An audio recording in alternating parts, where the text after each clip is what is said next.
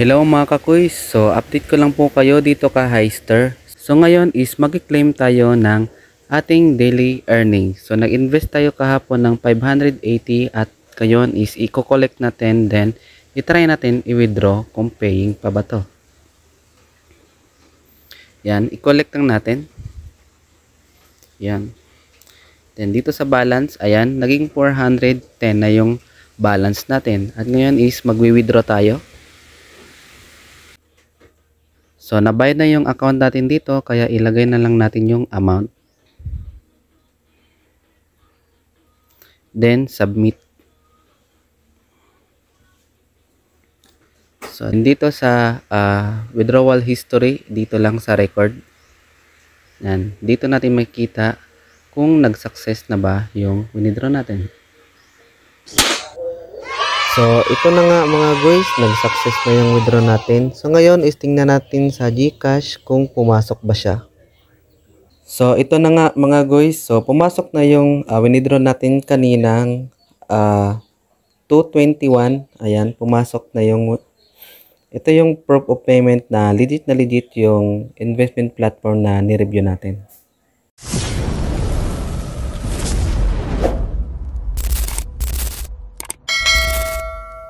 Reminders lang mga guys na hindi ko ini-encourage na mag-invest kayo agad dito. So, kailangan nyo munang mag-investigate or mag-research muna kayo bago kayo sumabak sa ganitong investment platform. Kasi, risky po ito. Hindi talaga po ito tumatagal. At may Telegram group naman sila na pwede kayo mag-observe bago kayo mag-invest dito. So, after nyo maklik ang link na nasa description, is dito na kayo lalabas. So, ilagay nyo lang yung mobile number nyo, yung password, yung confirm password, then may OTP sila na isi-send, then dito nyo ilalagay yon, then register. So, ito na yung homepage nila. So, dito, pagkatapos mo mag-register is may 20 pesos ka na agad na matatanggap plus may daily check-in silang 10 pesos. So, ito na yung mga product nila. Ayan. So, dito sa 280 is may daily income kayong 70 pesos. Then, dito sa 580 is may 150 kayong daily income. Then, dito sa 1,280 is may 360 kayong daily income. Then, dito sa 2,750 is may daily income kayong 830. Then, yung ibang product is naka-lock pa. So, possible po ito na magtagal kasi yung ibang product nila is nakalock pa din. Pareho lang din po ito ni SpaceX at ni Wago na nagtagal din. Ayan. So, para makabay kayo ng product dito is kailangan nyo munang mag-recharge. So, nakikita nyo dito sa taas, recharge, withdrawal, download, then check-in. So, dito tayo sa recharge. Ayan. So, ang minimum recharge nila dito is 280, then ang maximum is 80,000 pesos. Then, payment method nila dito is GCash, then may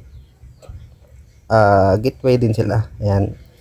Pay now 1, then pay now 2. Then, pag nakapili na kayo ng gusto nyong bilhin na product is mamili lang kayo dito ng i-recharge nyo. So, dito kayo sa GCash, then mamili lang kayo ng after nun is i-click, mamili lang kayo dito. Yan, i-click lang natin. Ilagay nyo lang dito yung GCash number nyo, then next. Then madadirect na kayo agad kay GCash at doon na kayo agad magbabayad. Then after nyo makapag-recharge is kailangan nyong pindutin itong invest para makabay kayo ng product. Then after nun is dito nyo yun makikita sa baba. Ayan dito. Ayan dito makikita yung in-invest mo. Then yung total invest daily. Then yung daily earnings. Then dito sa activity, dito mo makita yung invitation code mo, then yung link, yung mga na-invite mo, then yung team benefits, then may activity sila. Ayan, basahin nyo na lang po dito.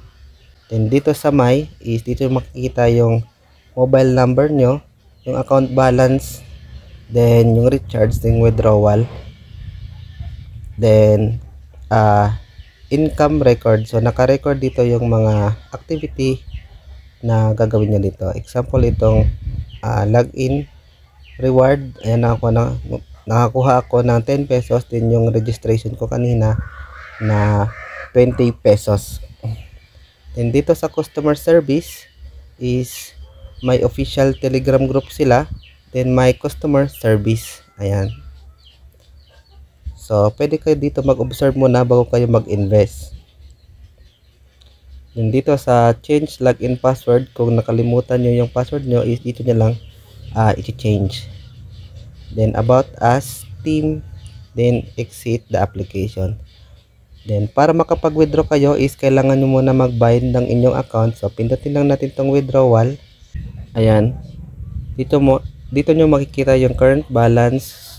Dito nyo ilalagay yung amount na gusto nyo i-withdraw, then bank account. So ilagay lang natin dito yung GCash name natin, then yung bank type is GCash. Ayan, then GCash number dito sa GCash. Ayan, pagkatapos nun is i-confirm lang at nabayad na yung account mo.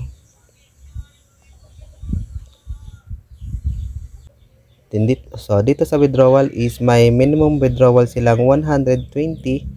Then withdrawal time is from 10 AM to 8 PM. Then may handling fee silang 25%. So may deduction silang 25%. Then withdrawal will credited to your account within 1 hour and within 12 hours to 72 hours in special cases. So yun. Then kailangan yung dapat correct yung information na nilagay nyo, dahil yung account if the information entered is incorrect, the withdrawal will fail. Hindi ma-delay yung. So reminders lang po ulit na hindi ko ini-encourage na mag-invest kayo agad dito. So kailangan nyo munang mag-investigate or mag-research muna kayo bago kayo sumabak sa ganitong investment platform. Kasi risky po ito, hindi talaga po ito tumatagal. Ayan, depende na lang po kung gusto nyo. So yun lang mga guys, kung gusto itong website na to is nasa description na ang link para ma-download nyo.